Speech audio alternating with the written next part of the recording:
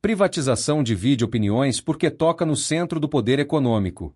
Para uns, é a saída contra a ineficiência, a corrupção e o desperdício típicos de estruturas estatais inchadas. Para outros, é o risco de entregar setores estratégicos ao lucro privado, tornando o Estado dependente do mercado e deixando preços essenciais nas mãos de poucos empresários. A pergunta central não é apenas privatizar ou não, mas quem controla, quem regula e quem realmente se beneficia. Se eu tiver o privilégio de ser eleito presidente da República, vou privatizar a Caixa Econômica Federal, sim. Sabe por quê?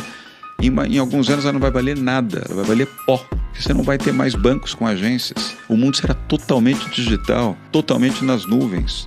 Ou seja, o valor de uma instituição financeira hoje, como a Caixa, já é muito menor do que há 2 anos. E daqui a 2 anos será menor ainda. E daqui a 10 anos nem existirá mais. Correios é a mesma coisa, você falou certo. O valor dos Correios hoje já não é o mesmo de 2 anos atrás, que já não é o mesmo de 4 anos atrás. Se não privatizar logo, além de ela perder o efeito, ela se acaba. E se autodestrói sem valor nenhum. E aí vão acabar os empregos. Aí vai reclamar de quem? Para que servem as privatizações? Privatizações são negociatas que servem para transferir o formidável patrimônio público para uma minoria privilegiada de representantes legítimos do sistema financeiro internacional. É um verdadeiro assalto à nação, feito às claras e com a imprensa toda batendo palmas.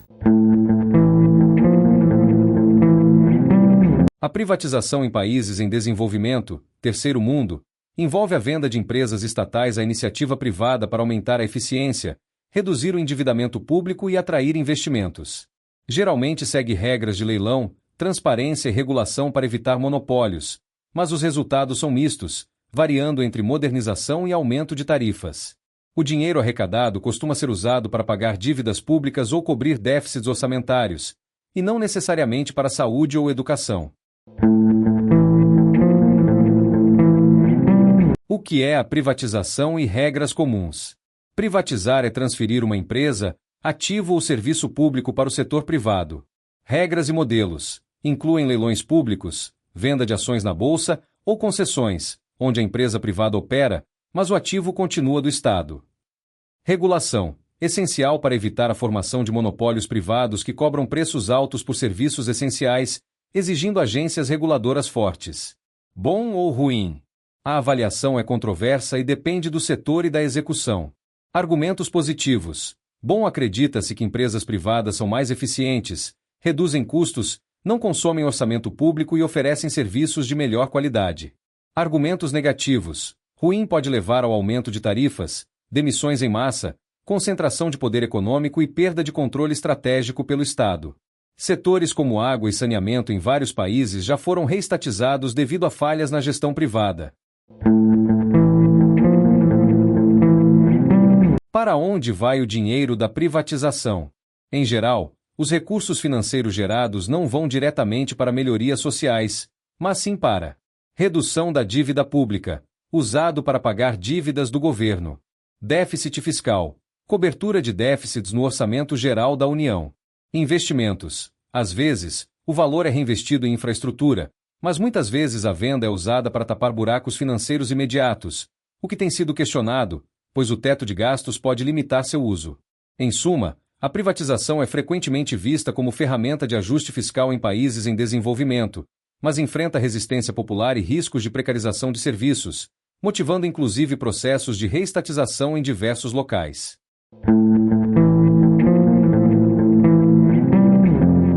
O maior gasto do governo federal brasileiro em 2025 é o pagamento da dívida pública. A dívida pública brasileira é alimentada principalmente por juros e encargos, previdência e despesas com pessoal, incluindo altos custos no judiciário e legislativo.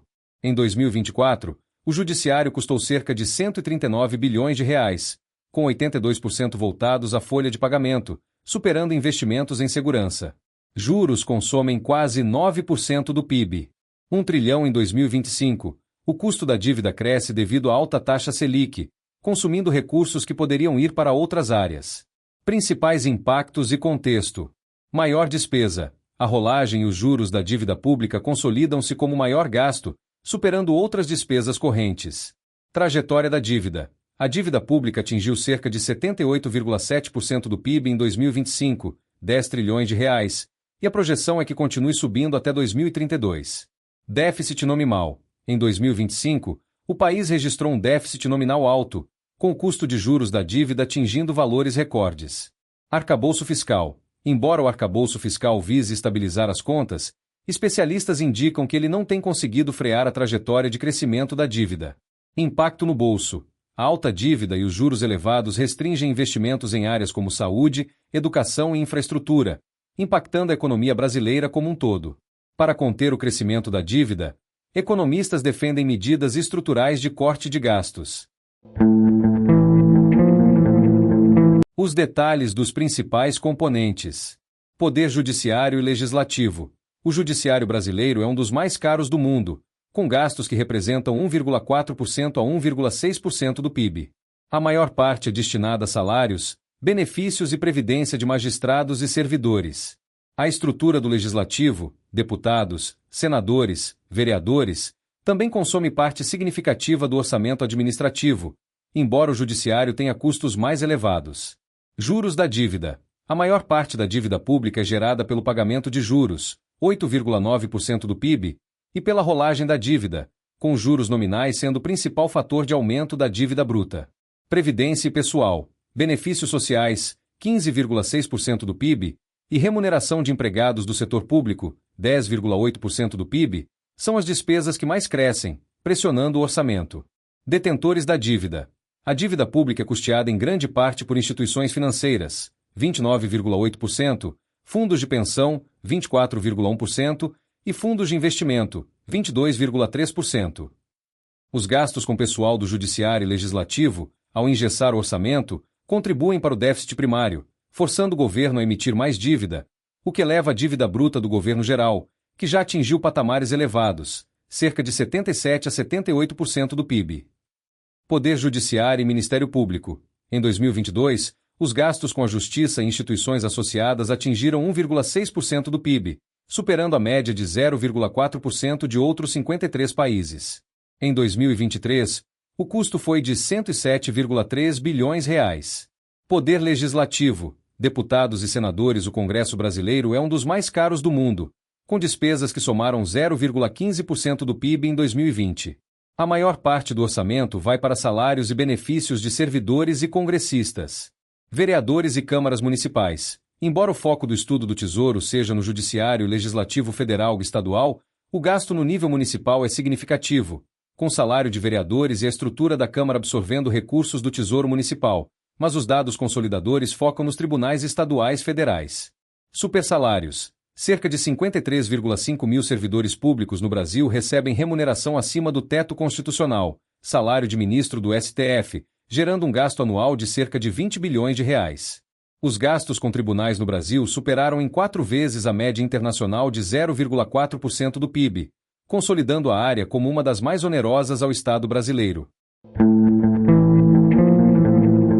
A reestatização de serviços públicos é uma tendência crescente em países desenvolvidos, como Alemanha, França, Estados Unidos e Reino Unido, desde 2009, com centenas de casos, especialmente em água, energia e transportes. Os principais motivos incluem a má qualidade dos serviços, tarifas abusivas, subinvestimento crônico e a retomada do controle público sobre setores essenciais.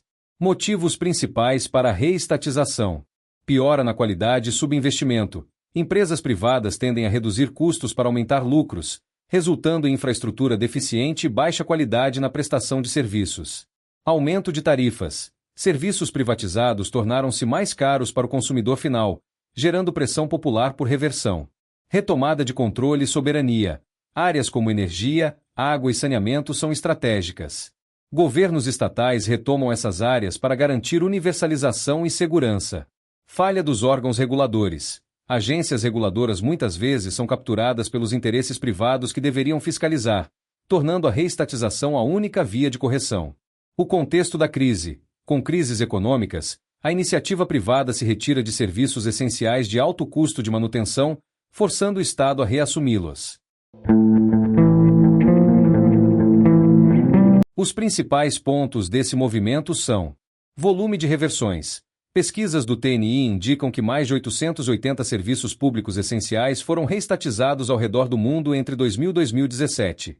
Alemanha. Destaque em energia: a Alemanha é líder em remunicipalização de redes de energia elétrica e serviços de água, impulsionada por cidades que retomaram o controle para acelerar a transição renovável e reduzir custos. Estados Unidos. Água e saneamento. Relatórios de 2018 da ONU e estudos do TNI destacam o movimento de reversão em diversas cidades americanas para retomar o controle de serviços de água e saneamento, água e lixo, devido a tarifas altas e serviços ineficientes. França. Paris é um caso emblemático de reversão na gestão da água, retornando o serviço ao controle público, além da reestatização da gigante de energia Électricité de France, EDF, pelo governo federal em 2023. Reino Unido. O país iniciou processos de renacionalização, incluindo o sistema ferroviário, com a South Western Railway, e discussões sobre a gestão da água. Motivações. A principal causa é a priorização do lucro pelas empresas privadas em detrimento da qualidade, resultando em serviços caros e infraestrutura deteriorada. Qual é a sua opinião sobre privatizações?